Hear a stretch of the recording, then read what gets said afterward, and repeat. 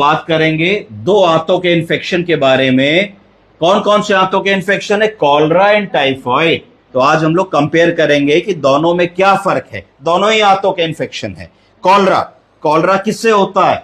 Cholera का positive जो pathogen है उसका नाम है विब्रो कॉलरा। विब्रो कॉलरा का अगर इन्फेक्शन होगा तो कॉलरा की बीमारी होगी। जबकि टाइफॉइड किससे होता है? सैल्मोनेला टाइफी नामक ऑर्गेनिज्म से होता है। जो कॉलरा होता है इसका जो समय होता है इंक्यूबेशन पीरियड का, वो 2 घंटे से लेकर के 1 दिन तक हो सकता है। कि हमने अगर कोई खराब चीज, इन्फेक्टेड चीज जिससे इन्फेक्शन मिला खाया है, ठेले से गंदे पानी का बतासा खाया है, 2 घंटे में उल्टी दस्त लग सकते हैं। जबकि टाइफॉइड की जो बीमारी होती है उसको लगने में हफ्ते भर का समय कम से कम लगता है। हफ्ता 10 दिन लगता है टाइफॉइड को अपने शरीर में नुकसान पहुंचाने के लिए। इन्फेक्शन जो होता है वो वाटर एंड फूड से होता है जो बैक्टीरिया से कंटेमिनेट हो जाता है। लक्षण क्या होते हैं कॉलरा के?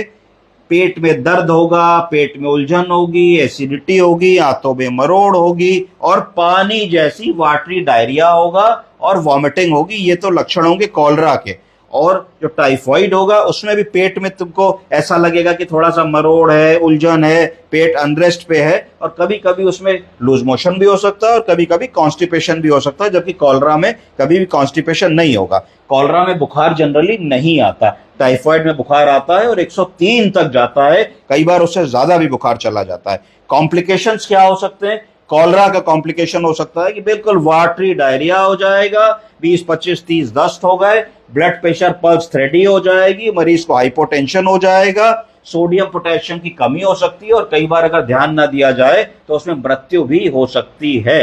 तो तुरंत रिहाइड्रेशन करने की आवश्यकता होती है। जबकि टाइफॉइड का कॉम्प्लिकेशन क्या हो सकता है? उसमें आंतों का इन्फेक्शन हो जाता है, आंतों में कई बार छेद हो जाता है, उस छेद को परफोरेशन कहते हैं।